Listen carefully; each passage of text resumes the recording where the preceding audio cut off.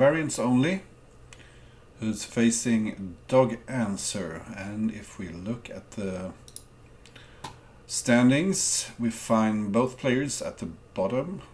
VariantsOnly has lost all 3 matches played so far against Zixon and the Burp Cow and Clearcast. doganswer has managed to win 1 match. That's against 264 Brock, but he has lost his other 5 matches that are played. I would say that VariantsOnly is the slight favorite in this match, being almost 100 points higher rated. And let's see if the players are ready to go.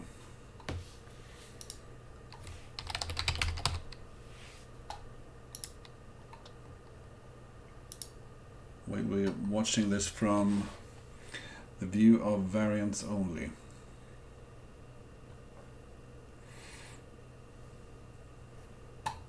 And this Crazy House Autumn has been a real feast. I haven't checked it, but rumor has it that this is actually the 100th game that is being broadcasted from the Crazy House World Championship this year. And so you might want to open a bottle of fine champagne with your popcorns for this match. And even if these 2 guys don't have anything to do with the outcome of the tournament, I expect to see some really nice Crazy House games.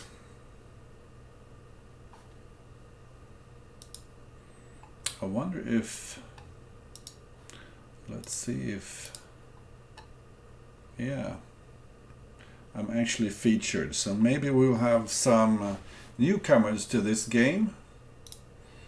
And if you haven't watched Crazy House before, let me just explain how it works.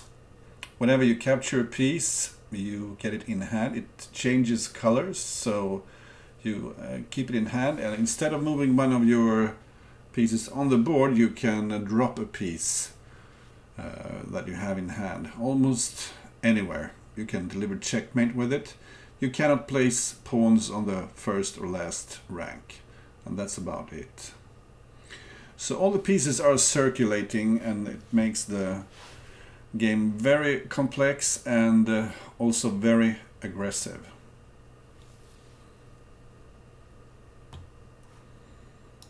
I wonder if VariantsOnly's opponent is here. doganswer. I haven't seen doganswer yet. Or maybe I'm wrong. doganswer is here, but not VariantsOnly. So maybe we should follow doganswer instead.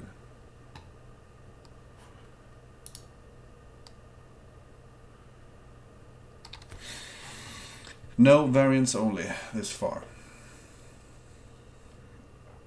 And maybe, I'm sure, but I think the doganswer nickname has something to do with it's he's playing with words there, because the pre-tournament favorite is cat ask. The cat is asking and the dog is answering, apparently. So let's have a look at the top, and indeed cat ask has the highest winning percentage of them all. 90%. That's one mighty winning percentage. He's won 2 matches with 10-0 against strong Crazy House players Burp Cow and Clearcast, and 9-1 against Bugzilla. Very impressive wins. And the only player who could get to Katask a little bit was Zixon, losing 7-3. In the overall standings, Blitzbullet has the most points, but he only has 4 matches remaining. And Burp Cow in 3rd place, he has finished all his matches, so he won't be getting any more points. He will take the elevator down the standings.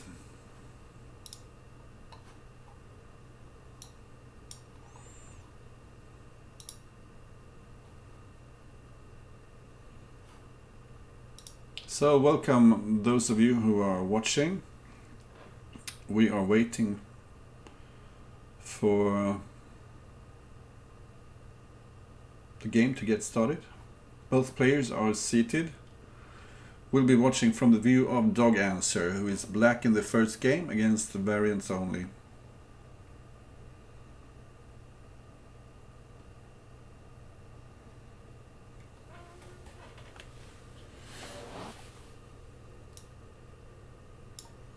And for some reason, there is this crazy little bug that makes my window go on tilt.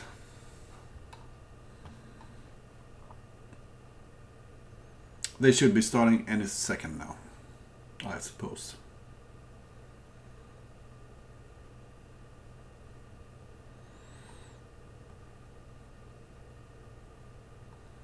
So even if the players don't have anything to do with the top spot, I expect a really exciting match.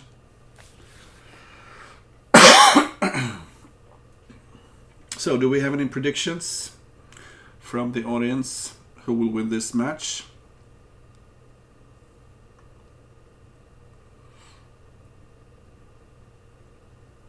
I would say VariantsOnly by 6-4.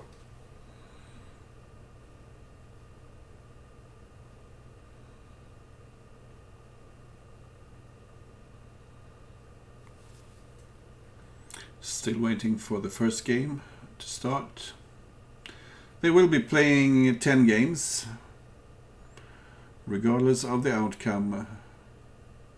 So even if one player reaches more than 5 points, they will keep on playing until they finished all 10 games, because every game counts.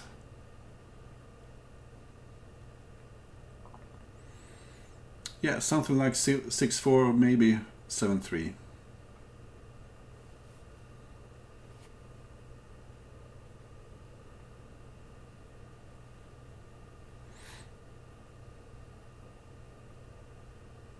Come on now, guys, let's get started.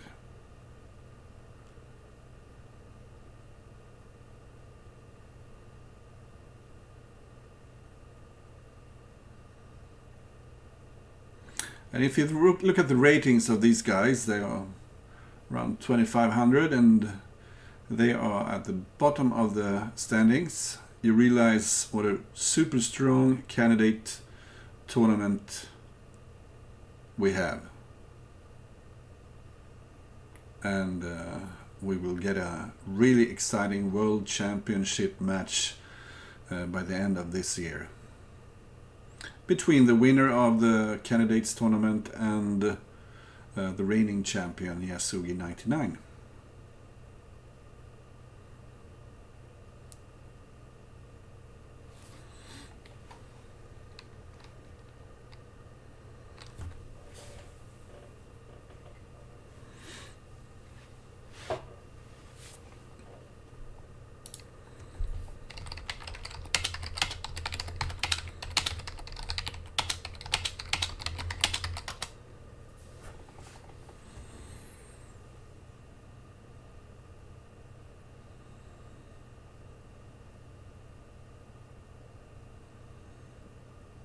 Hi there, Zaraza.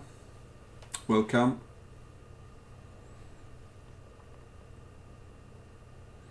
And apparently it will take a bit more than 1 second. I got a comment from VariantsOnly. So they're getting set.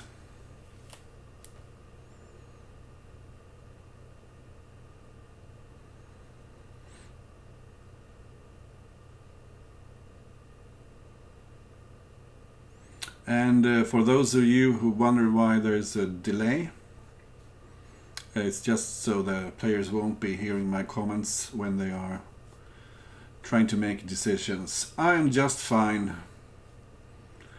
As fine as you can be when you're about to watch a game of Crazy House. How are you, Zaraza?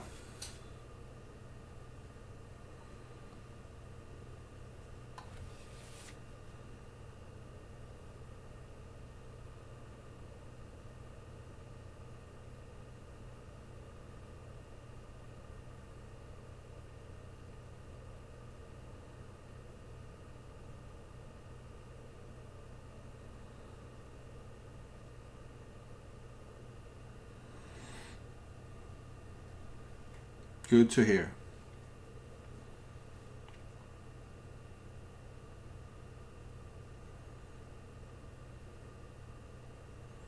Yeah, well, variance only, he needs a win here. Would be a shame if he would lose all his matches. I don't think that will happen, but he sure deserves a win.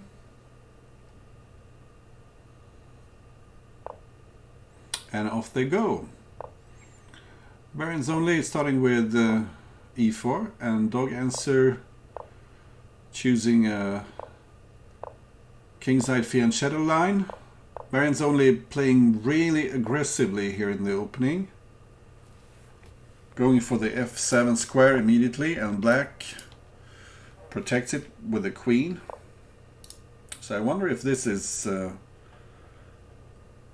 theory. Black is giving up this knight, but it will be check when black recaptures, and the knight on g5 will be hanging.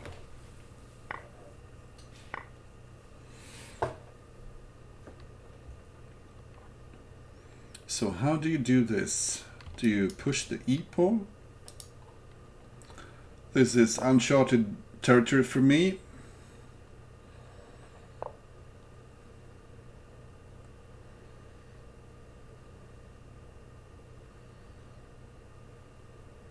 So, very interesting play here in the opening. If black takes here with the knight, if white takes on d5, black could take e6.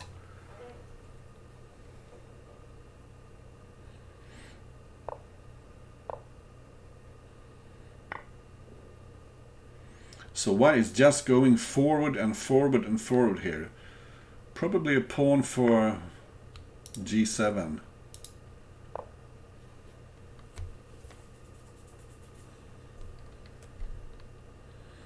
And if the bishop takes, the pawn takes, and the king takes, you have a bishop for h6. And then I start smelling mate.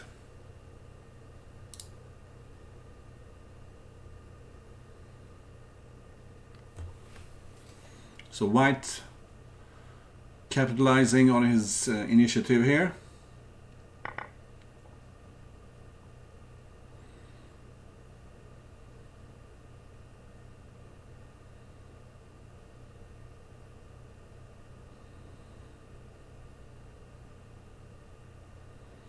How do you defend here? Looks like the g7 pawn is taboo, but maybe knight f5? Can you do that? Knight f5. No, you have rook f8. Very difficult position here for black.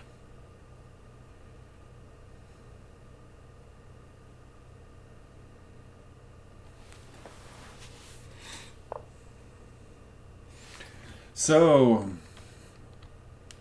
this little desperate move clears the way for the rook, so it can participate in the defense.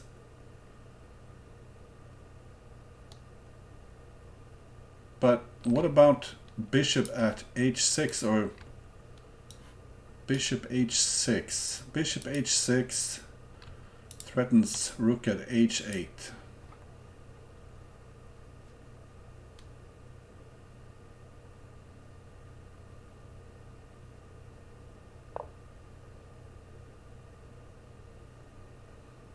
White had to look out for stuff like queen takes f2, maybe, even.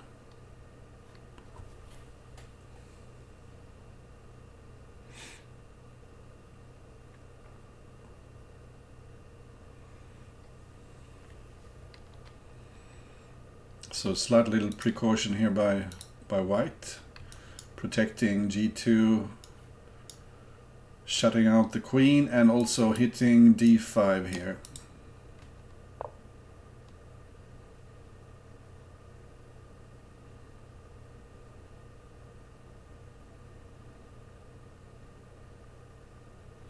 So if the bishop takes, what do you do then? Do you take on d4?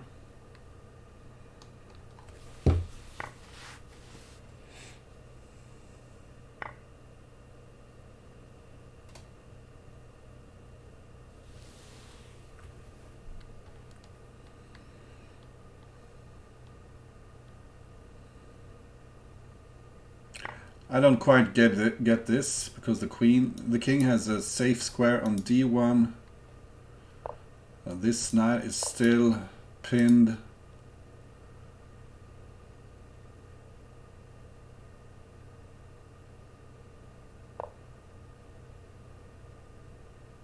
So if you take with the queen, you have knight c3 check. But nothing more, because the knight on d5 was pinned.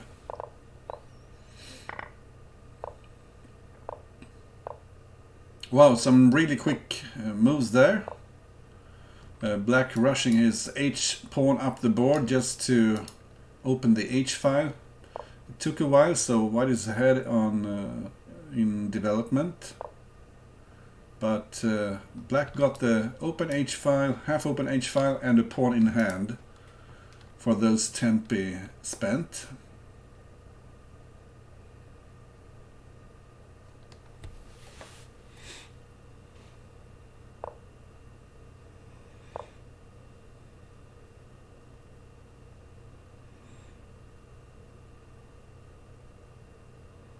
And since black has a pawn in hand, he might consider playing bishop b4 instead, but I'm pinning this knight. Maybe continue with pawn at a3. Oh well. White had his own pin here, and black breaks it with bishop e7.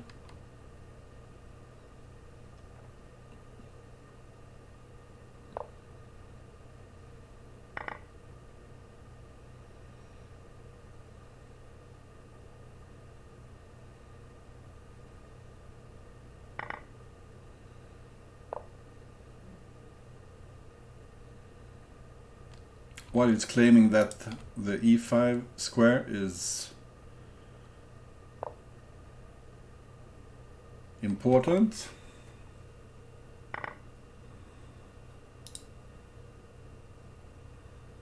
And indeed this knight looks a bit impressive, doesn't it? So here's this pin I was talking about. Black threatening maybe to put a pawn on a3. This looks a bit scary in the face of the half-open h file.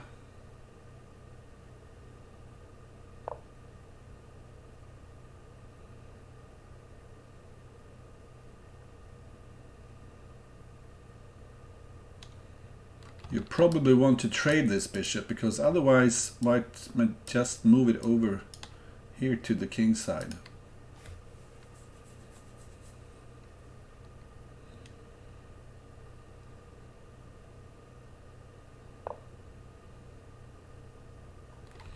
Threatening to take on d5.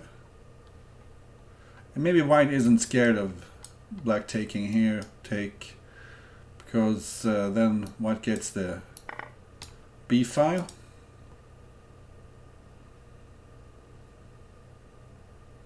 And this is a nice pawn structure for white. With the pawn here, you have great control of the squares, and also the rook gets an open or semi-open file. Black is probably hoping to trade a knight for 2 pawns at some point. Yeah, probably trade on g4 first, so you can bring both the queen and the rook to the attack. And if the king goes into the corner, black has queen takes g3 with knight f2 mate following.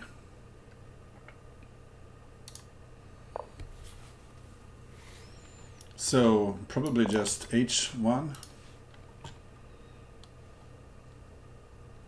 And maybe you can take on g2, because if black takes here, you can put the bishop here and pick up the queen.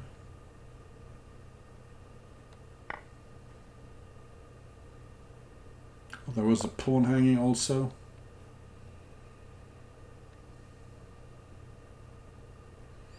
So one interesting idea is to take on f3 here twice, bringing the king all the way to f3, because you have stuff like bishop h5 and then take whatever is on g4. It's yes, it's a pawn, and then you bring the next pawn, bishop to h5.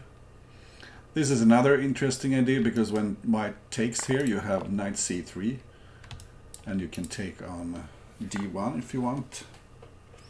So this is the real queen. You don't want to lose that as black. And this is almost mate now. Rook here maybe. You have pawn d2 coming. And you can take the queen, now threatening queen d2 mate.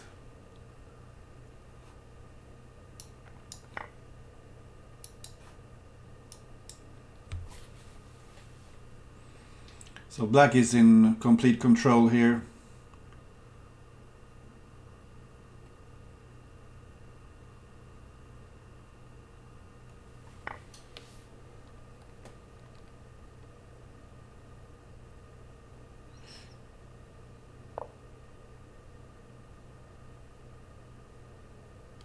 And if the rook takes, you have queen at c1, and then you can take on d2 with the queen.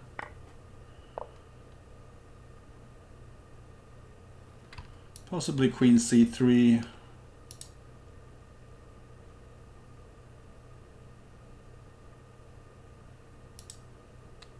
What do you do here?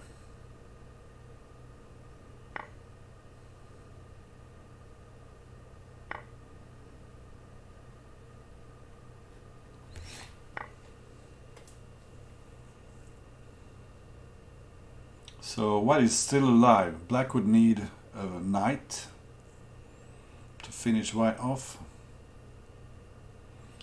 But black is probably threatening to just take on d3 here. Yes.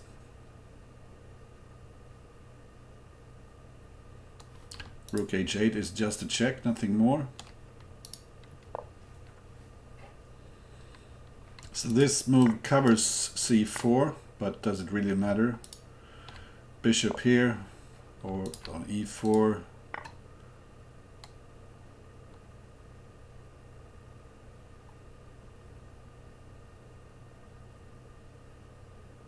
Although now, black needs to finish this. Yeah, suck that king out.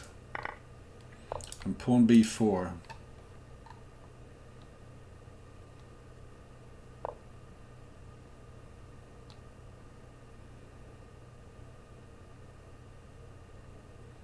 And probably bishop here.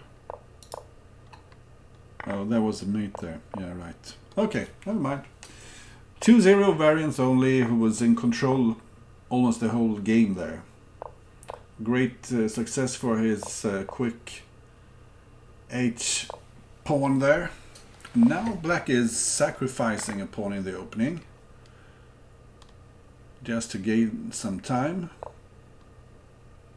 Oh, and white gives a piece for 2 pawns. And now black has bishop a5 capturing on c7.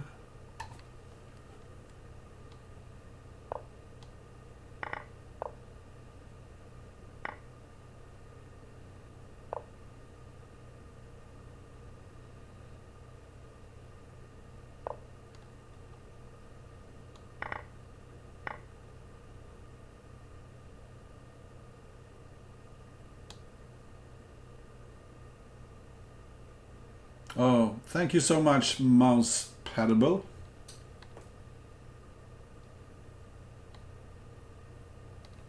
You're most welcome here.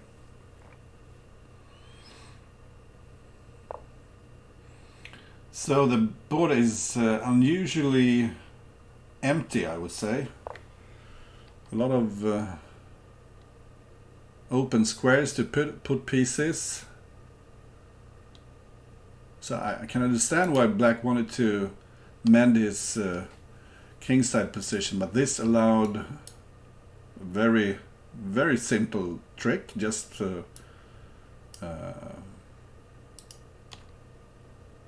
catching the rook in the corner.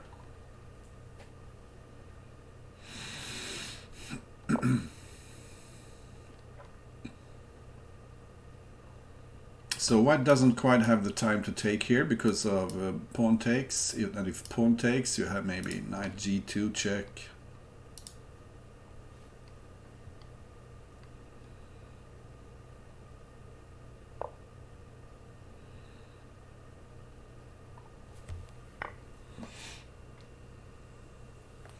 And black would like to see queen takes because of bishop a5 picking up c7.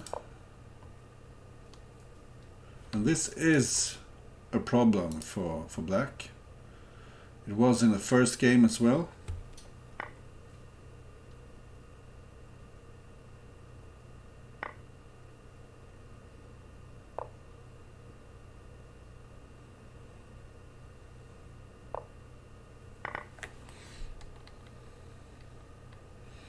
And I would say that white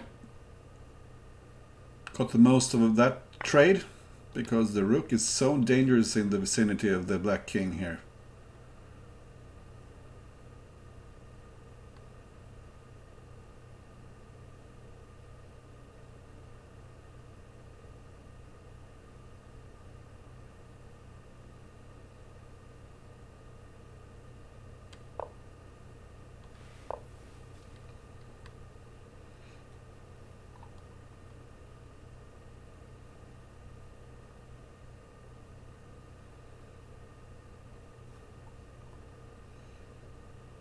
So what is going on here?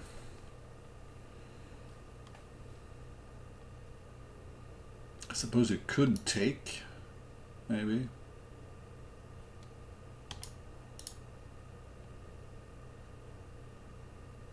If you go into the corner, you have... do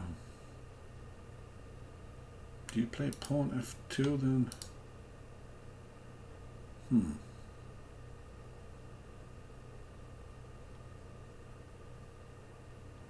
One thing is sure, you cannot go to e1 because of rook f1 mate.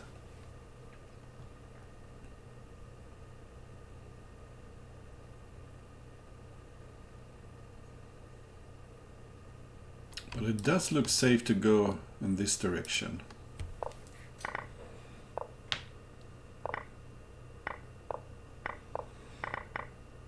So everything comes with check now.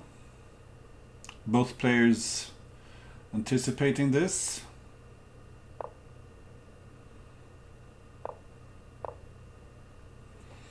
And if the king takes here, it's all over. Queen f8 mate.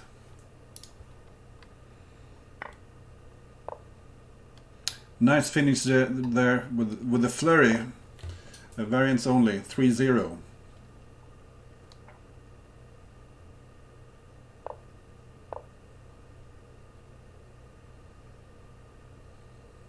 And will we see a quick h-pawn thrust? No. Variants only playing something else.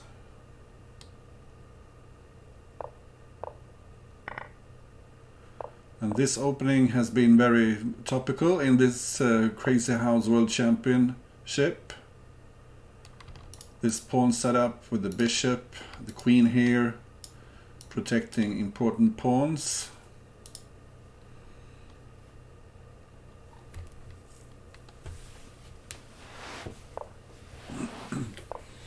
And the rook simply develops here to the b5.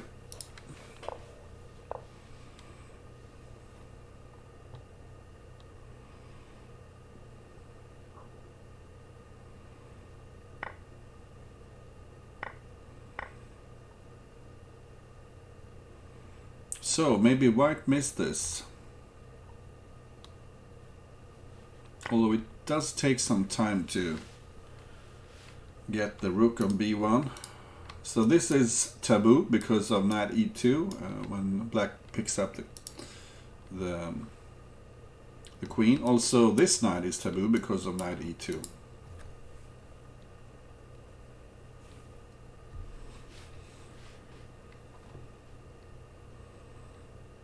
But maybe bishop b2 just to put some pressure here.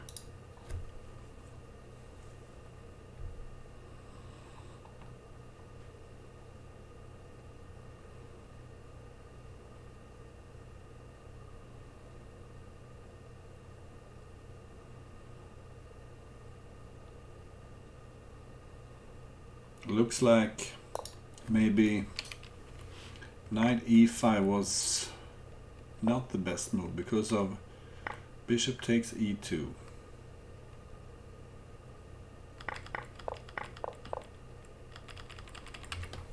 That extra pawn will come in handy when black strengthens his defense.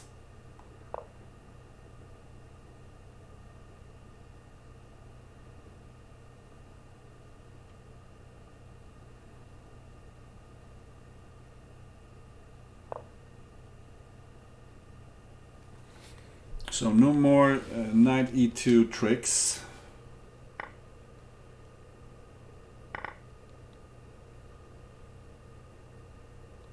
And black would probably need to take the rook. Oh, we could play rook d1 also. Hi there, Joanna. And thanks for the subscription. I wonder how dangerous this rook is anyway. Well, at the moment it is dangerous because of rook h1 mate, but this takes care of this threat. And now maybe knight h6 followed by queen takes g7 unless black is careful.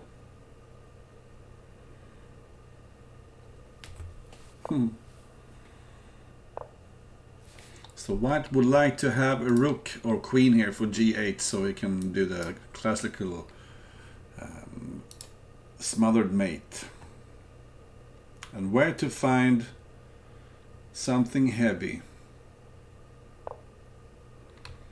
Well, this is a sitting duck. So white will take the rook and put it on g8.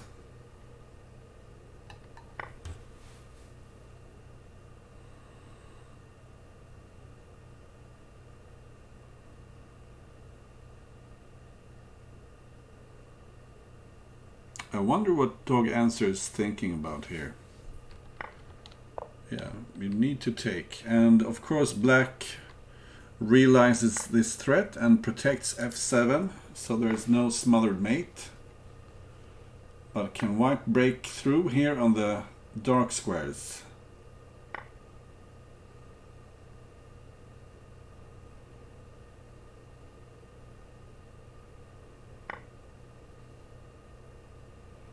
White is very close to breaking through here on the dark squares. A nice little tactical trick. If white takes, black has knight f3, picking up the queen. And this fixed the problem of the dark squares at the same time. Nice tactical trick.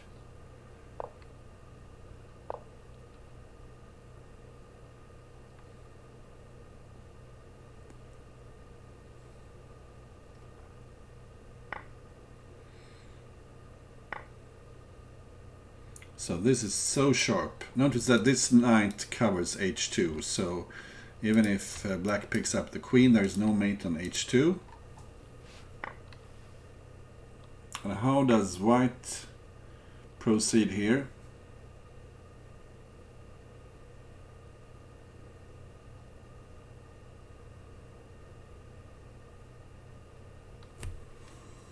There's the threat of g7 followed by knight f5.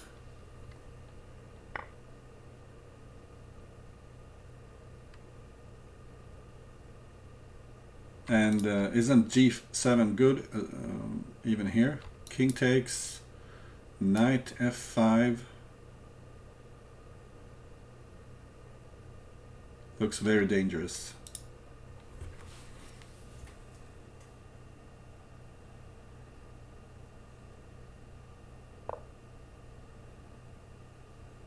So I want to have a look at that move 33 after the game.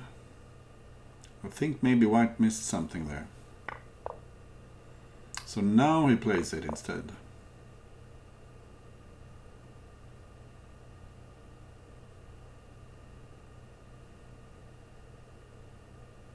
And black is, he has a piece really close to the white king, but black is far away from. Oh, nice little trick there with bishop h7, keeping the king from, preventing the king from fleeing. And let's have a look at the end there. Move 33. I thought maybe pawn g7. Yeah, looks winning. So white missed the chance, and now black could have got away with bishop e4.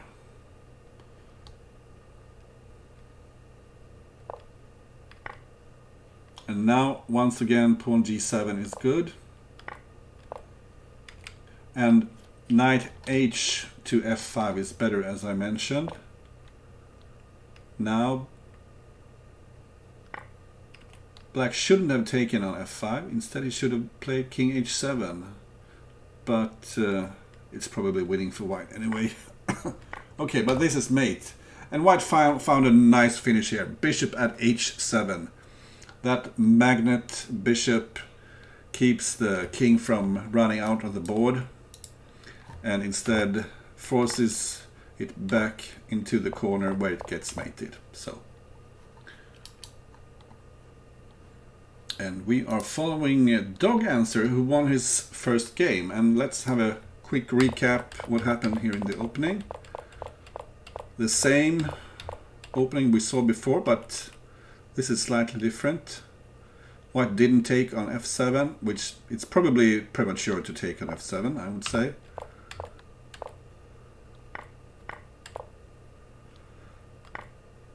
And this looks like something has gone very wrong for white, I think.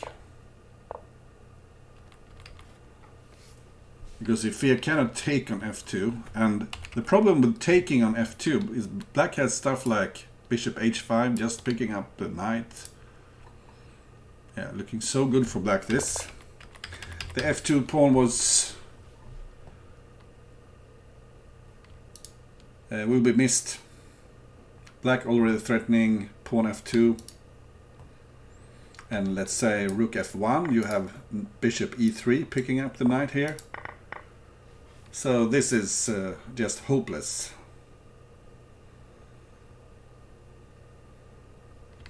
Maybe bishop e3. Rook takes, pawn takes, queen d4. You can take the bishop here. Yeah, variants only. Didn't want to see that position anymore.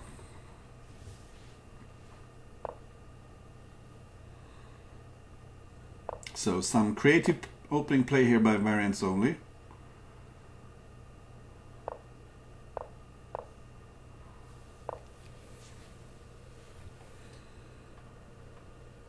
This is an unusual position.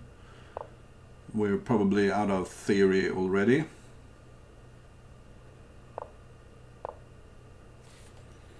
And why does my window pop back and forth? Is it because we have like 20 viewers again? Yeah. So welcome everybody. Good to see you here. And actually, now that I'm an affiliate, it is possible to subscribe.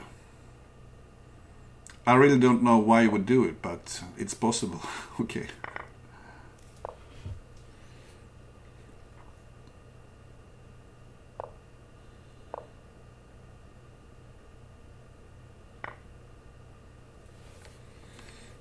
So some pressure here around the white king. And black only needs a heavy piece for h2 and it's mate. Thank you so much. And this guy is threatening knight takes g3 mate. Where do you get that heavy piece that you need as black? This knight is also protecting g7, which could be important.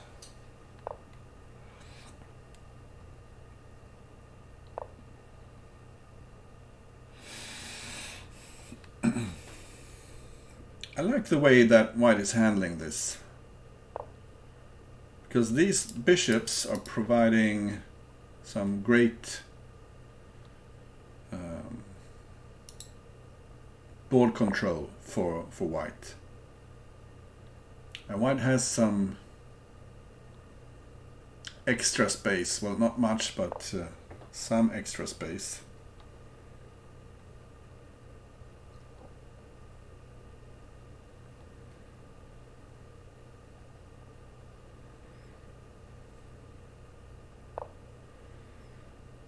So a little kamikaze expedition here on the queen's side, not much to be worried about. White will simply pick up this pawn, possibly with the rook,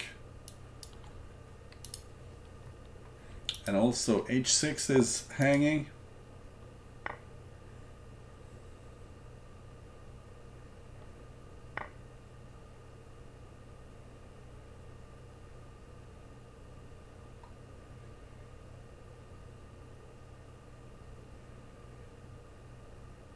And since white can pick up a rook here,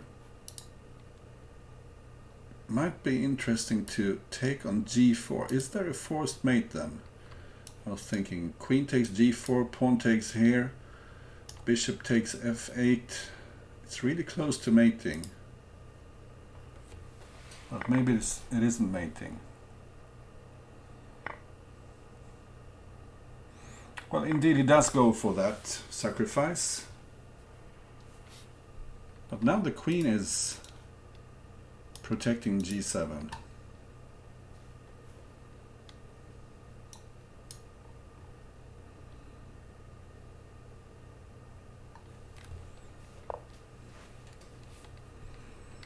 And white would like to have two diags here, but he only has one.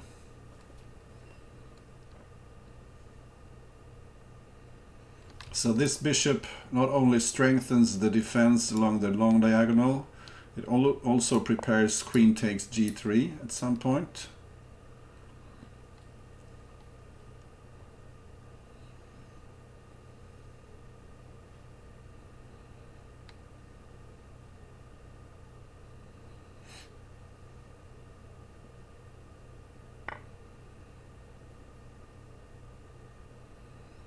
Wow, what happens after queen takes a1? Black is going all in here.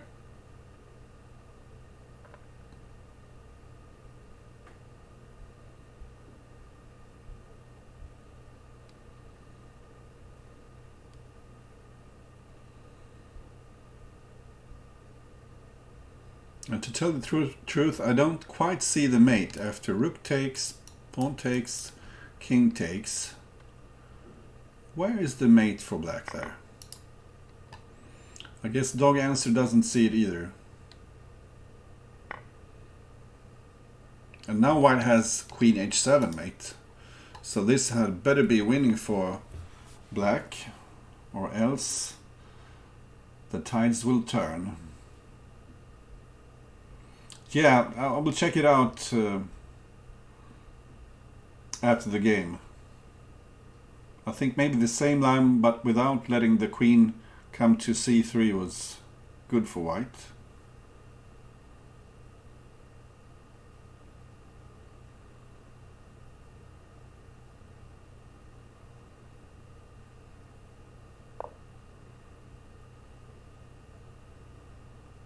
So it would seem as if white has things under control here.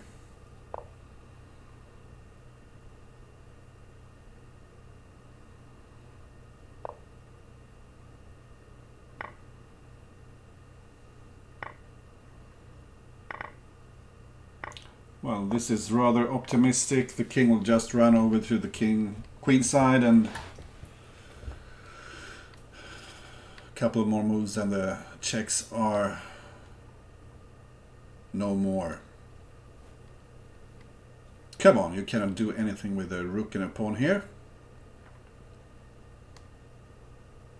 Of course, if you had taken on g4, that was rook g3 mate, but okay. So white can play chess here with like 2 queens and 51 light pieces up. Good luck to black.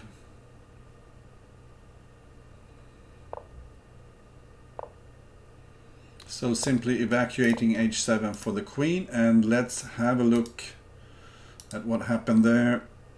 It was very interesting. Somewhere around here, white is much better, and I was thinking don't take on c3. Indeed, do take on g4 because of pawn takes, pick up the rook, and if, let's say, black takes here, there is a forced mate. Knight here, and if the king takes f8, you have rook g8. And king goes to the corner, you have bishop at g7, and if you go here, you have, well, for instance, rook here and mate. So nice opportunity missed there by white, who took on c3, still good for white. But he should have taken on f8. With the same idea, to check with a knight on h6, I guess. But having the queen on c3 gave us black more defensive resources, and queen takes a1 would have been good. Even better before, because now there is no mate. Okay. So it's 3-3 all of a sudden. And what happened here? A lot happened. Oh, VariantsOnly is on tilt. He's playing the a4 rook a3 opening, bringing his rook out early in the game. And trading a queenside rook for a kingside light piece is probably good.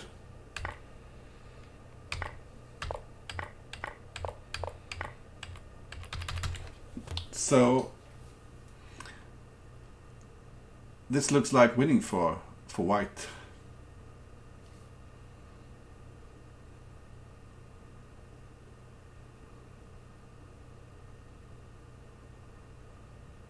Let's say black takes here on h1.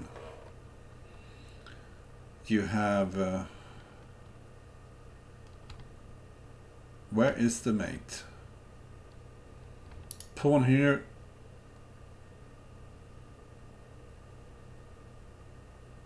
Oh, it's so complicated because black can run this way, picking up the rook and then picking up the bishop. But it looks very dangerous indeed.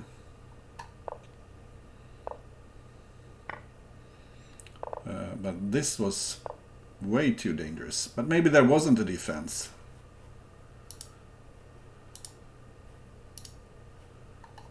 Was there a defense here for black? Let's say you take here. What's the finish then? Pawn h7. King here. Oh, knight f5. Of course. Okay, king goes here and bishop g7. Look at that. That's the picture you could hang on a wall. It's a piece of art.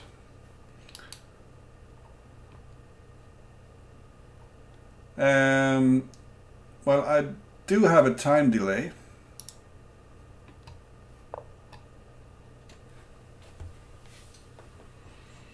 And I'm not sure what to do about it, because when I didn't have the time delay, people were complaining that I made so excellent suggestions that the players would maybe tune in on my live feed and get a tip or two. So I have a delay. I think it's 20 seconds. But I could check it out.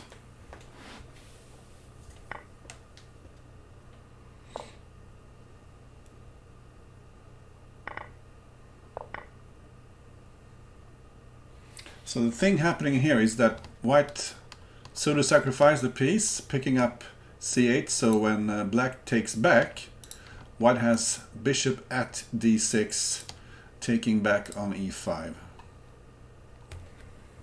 Oh, I guess so, Joanna.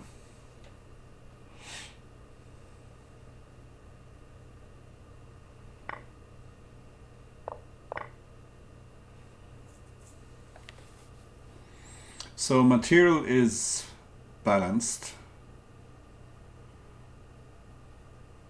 but white looks better coordinated here, I think.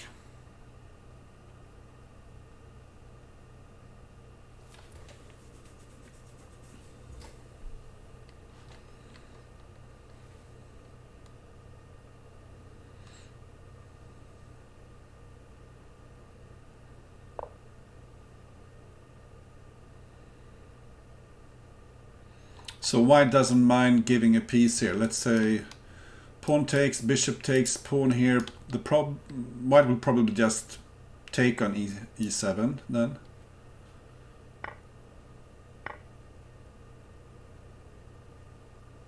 Maybe pawn d6 followed by knight b5 check.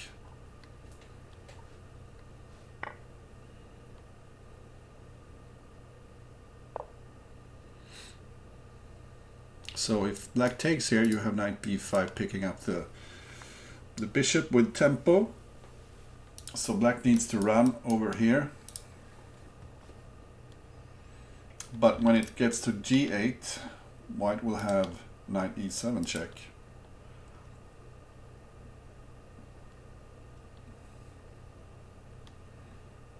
But go to f8 and see what happens. Never mind the rook. And in case you didn't notice, black played the same opening with the tempo down, playing a5, rook a6 here. So this move prevents the escape attempt here by the black king. But what to do about this weak d6 pawn?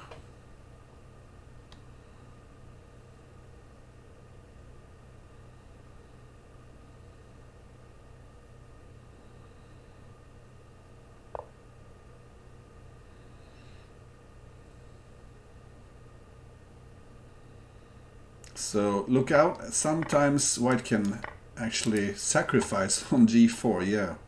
Because you have knight at g6 check, forking king and queen.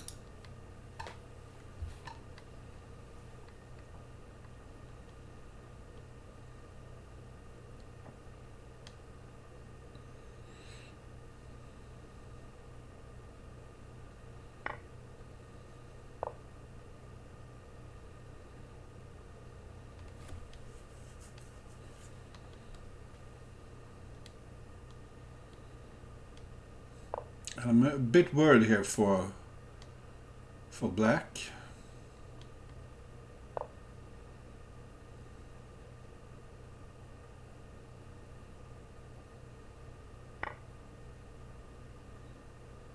And these squares are too well to protected to allow any tricks, I think.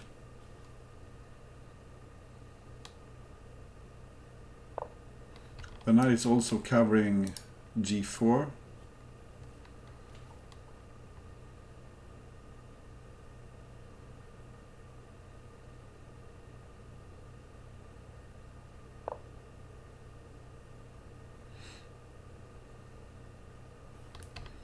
Maybe knight g6, threatening queen at e7. And also threatening just to pick up the rook here. Yeah, knight g6.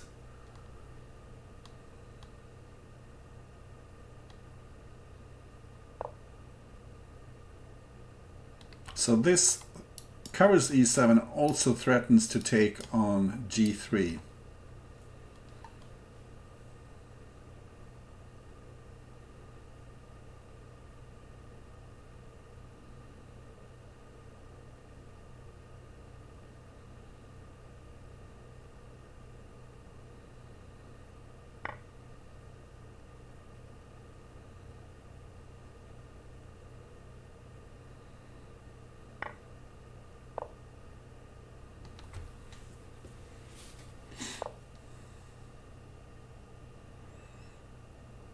It's not clear what white is attempting here.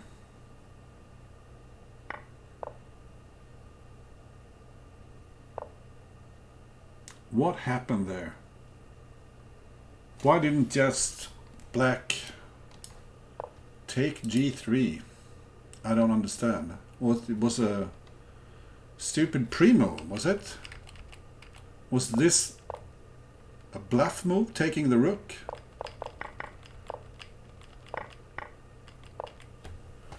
That's a really strange end to that game. 4-4. And I need to find out what happened. Because I just don't understand it. Black was doing fine here. And black should have taken the knight on e7 instead.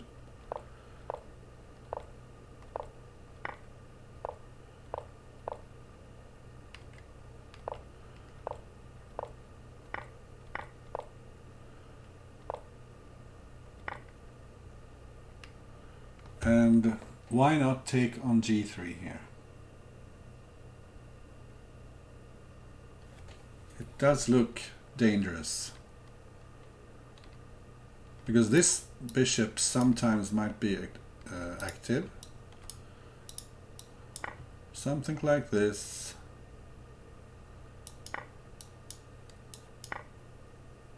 Yeah, and all of a sudden black is much better. Okay, really strange end to that game. And let's go back. It's 4-4. 2 more games to go. VariantsOnly once again playing his a4 rook a3 line, which has brought him success. Well, it almost brought him success in 2 games in a row. That was the end of the rook from a1.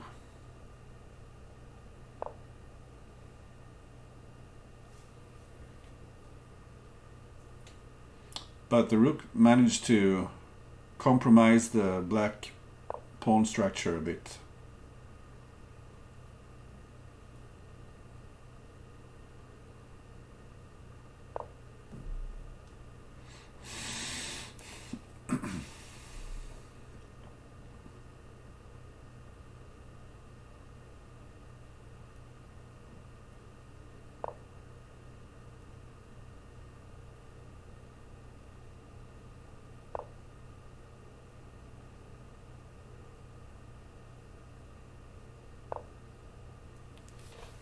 So when white gets a heavy, which he will, the f7 square is an excellent place to put it on. Also, a rook on c8 might be a problem for black. So either rook here or rook here.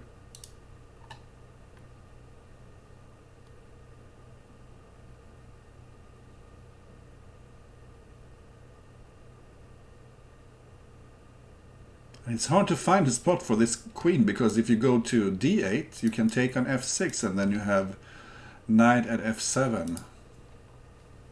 Actually, it looks like the queen is trapped.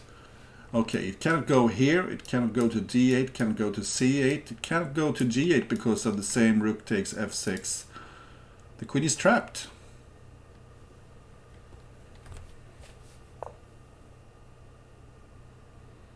So now this clearly favors black. White, sorry. White can take here, take the queen.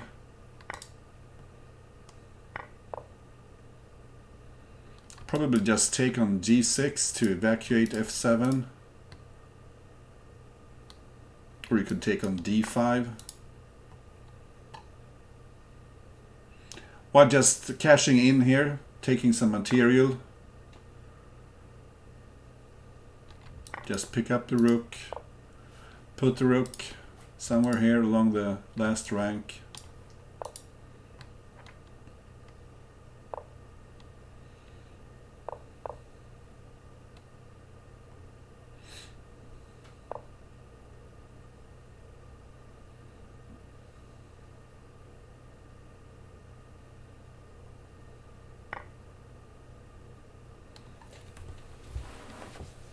So did the white attack get stuck a little bit here?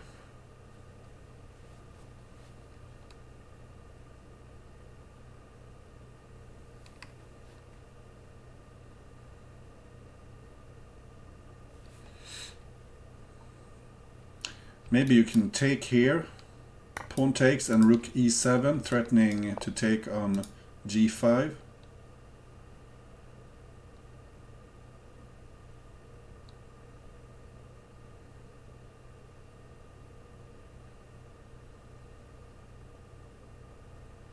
Now white doesn't quite have the time to do that because of stuff like pawn f2 and take here with a check.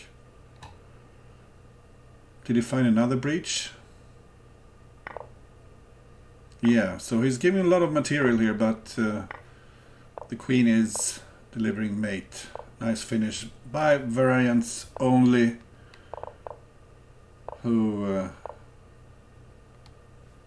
keeps pushing his... Will he do a double rook excursion here? No. Just a crazy opening here by black.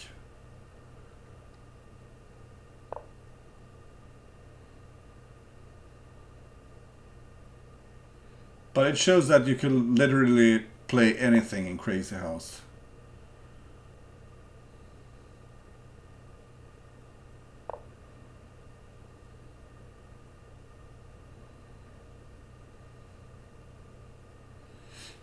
Maybe black will live to regret to have put the rook out in the open here.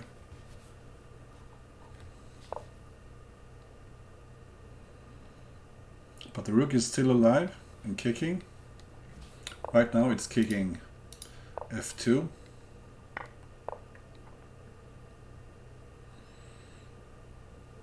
So this little in-between moves avoided any problems with pawn at f7. Now the king can go in this direction, and the queen also hits f2, which actually is hard to defend. 3 black pieces pointing towards the black and white f2 pawn.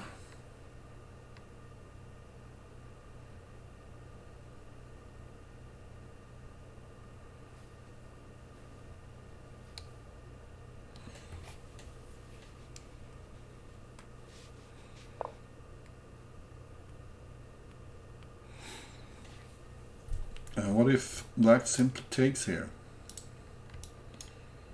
That's a massive fork. Queen, rook, bishop.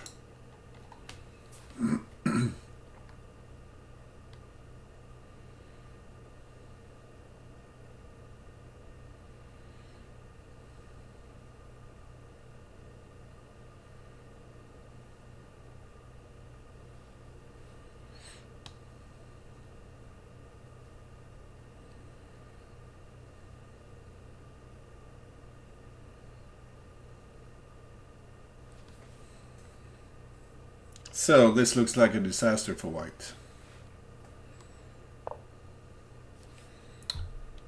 Okay, attempting to close the exit here for the king.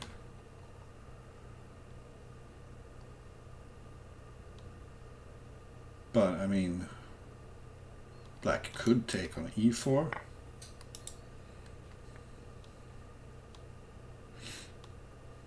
So black picks up a pawn and threatens g3, and still threatening the queen, the rook, the bishop, and d8 is safe for the moment. And you can just take the queen and take g3, and the king can run if white attacks with pawn f7, rook e8.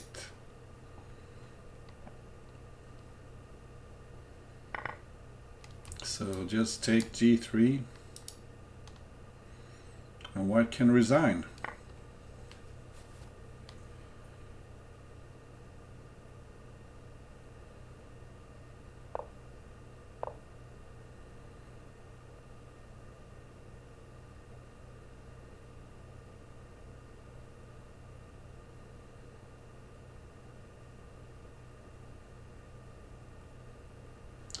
So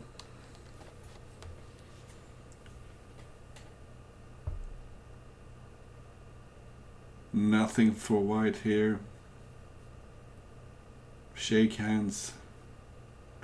Variants only will take this 6-4.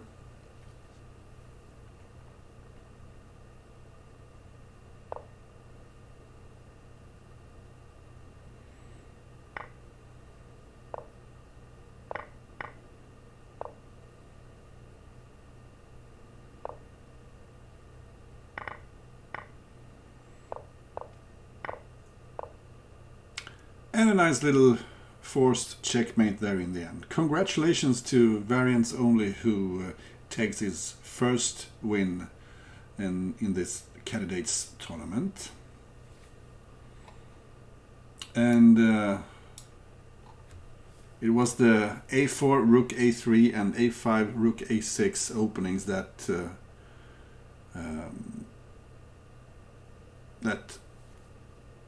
made the momentum switch in this match. So GG's, and thanks for watching, everybody. Let's see if we can raid someone. I'm still learning how to do this. Wow, we have someone we can raid. So I hope you all hang in there when we are raiding Maralina. She will be happy, I think. Let's raid her. Okay, have fun. Bye-bye.